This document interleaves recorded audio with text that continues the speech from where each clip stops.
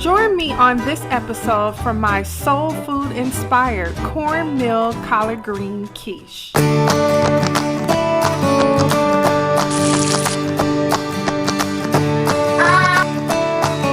San Francisco Bay Area.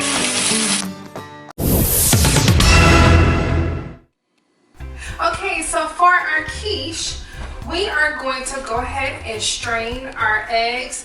The reason why I would like to strain the eggs for the quiche is so that we can get the film that will be out of the egg. So I'm using a measuring cup here and just a regular strainer, dude.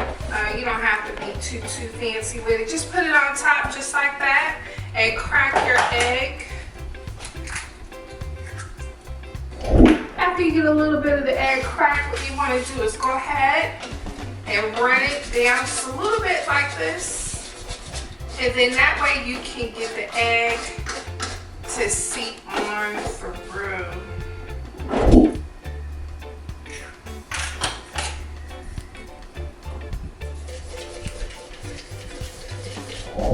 The second step we are going to do is the cornbread crust. Yes, I am so excited about this. So instead of doing a pie crust, we are going to do a cornbread crust. That way we can keep in theme with our soul inspired brunch. So here I have some melted butter, and we're just gonna add this a little bit to the pan like this. I am using a Pyrex, a glass Pyrex, and we'll just. For your cornmeal crust, 4 cups of hot boiling water, 2 cups of cornmeal, stir, pat down in your Pyrex for a smooth texture, add melted butter and a sprinkle of kosher salt for taste. Set it aside and let it cool for later. So now that we have the egg all sleeved, and see how it is nice and smooth from shifting it, taking out some of the film from it, we have our cornbread crust with our melted butter. The next thing we want to do is our collard greens. Yes! So if you can get your collard greens locally grown, they tend to have a little bit more sweeter flavor than the ones that you probably would get out the grocery store. But you know what? A lot of the grocery stores have locally grown collard greens, and usually you can find them seasonally as well. So if you see, I was able to get some nice organic collard greens, and they're really nice and big, nice size here. So cleaning the collard green, make sure you want to wash the collard green, preferably in your sink.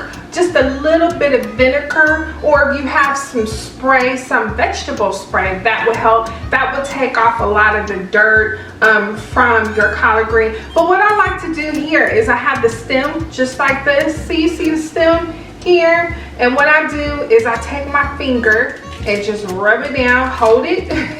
Takes a little muscle there. But see how I hold it down like this? And then I got that stem right on out, just like this. I'll do another one for you to see it. All right, see, here's the stem here. And then I'm gonna take my thumb and my finger, and I'm gonna hold it and just rub it down just like this. And look, I took the stem out. Or if you have a lot of collard greens that you would like to go ahead and cut at one time, and you can line it up just like this here. Get your knife, you can get a smaller knife, and just cut along right here next to the stem and pull it out. And you can do it that way. So either way that you would like to get the stem out of the collard green is fine. Just make sure for the quiche that you do take the stem out. That way when you cook the greens inside the egg souffle, it will all cook at the same temperature. And that way, and then also you won't get that crunchy raw flavor from the stem as well. Okay, so go ahead, I lined them up like this, see?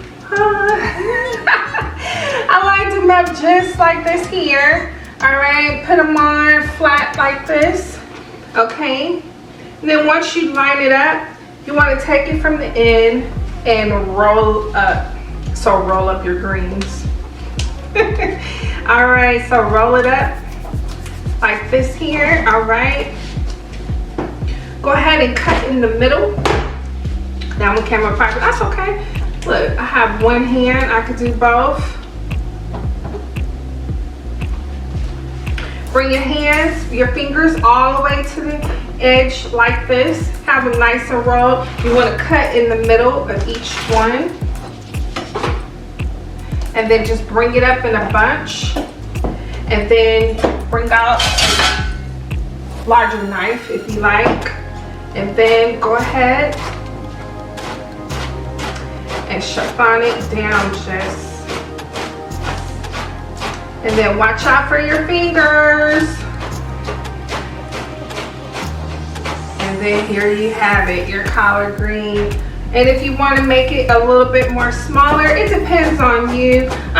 Let's just do a rough chop. There we are.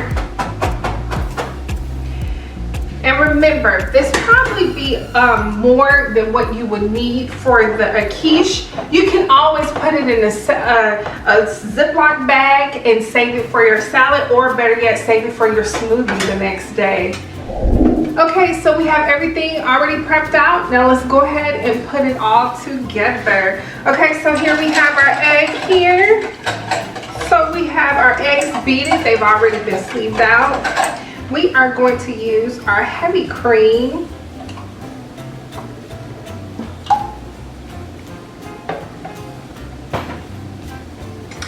A little nutmeg.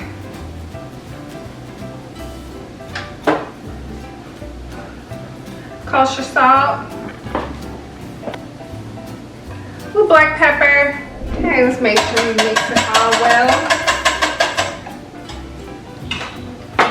So for our cornbread crust, I am going to add a little bit of Parmesan cheese, just a little bit right here. It's going to give it that nice, salty, kind of sharp flavor. So when you take your fork and go into the quiche, you're going to get all that egg souffle and then the blue cheese and the Parmesan cheese, right? A nice golden crust layer on your cornbread. All right, so here we are. So let's go ahead and put our egg, heavy cream mixture right on top. And let's just put it on top. You can fill it all the way up. It won't bubble over.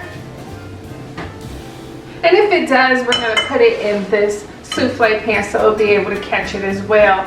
Don't forget the turkey bacon that I had caramelized earlier.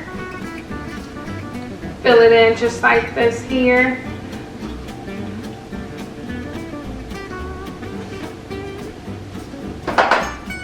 And for the star of the show, the blue cheese.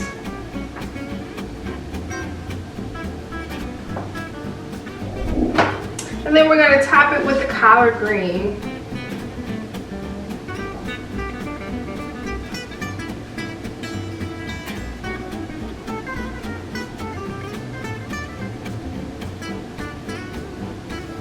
And I prefer to layer it instead of putting it all in one bowl and mixing it together. I actually prefer to go ahead and layer it in this way. Remember, presentation is everything, so once it's cooked, you'll be able to see why I prefer to layer it. And let's go ahead and get a little bit more salt on top because of the egg. It needs flavor, lots of flavor. And that way we can get it right on top for a really great crust as well. Okay, so we're going to transfer it over into our final dish bowl. And I'm going to add some water first. I'm going to add our glass Pyrex in there. And remember, if it overflows, it's okay because it'll catch. And you want to make sure that your water is room temperature before you add it. You don't want to add cold water into it because you don't want it to crack when it warms up, and you don't want to add hot water to it because then it'll go ahead and steam up before you need it to. Okay, so we're going to add it And we're gonna leave a little bit of room right here, just a little bit of room so that the water won't bubble up and transfer over into our souffle. If you want, you can cover it. I prefer not to cover it, but you can put a little aluminum foil paper just lightly right on top, and then make sure you take it off. But this will be fine just like this, because what happened is the water will turn the oven into a steamer and then allow it to steam up, and then you'll get that nice golden crust.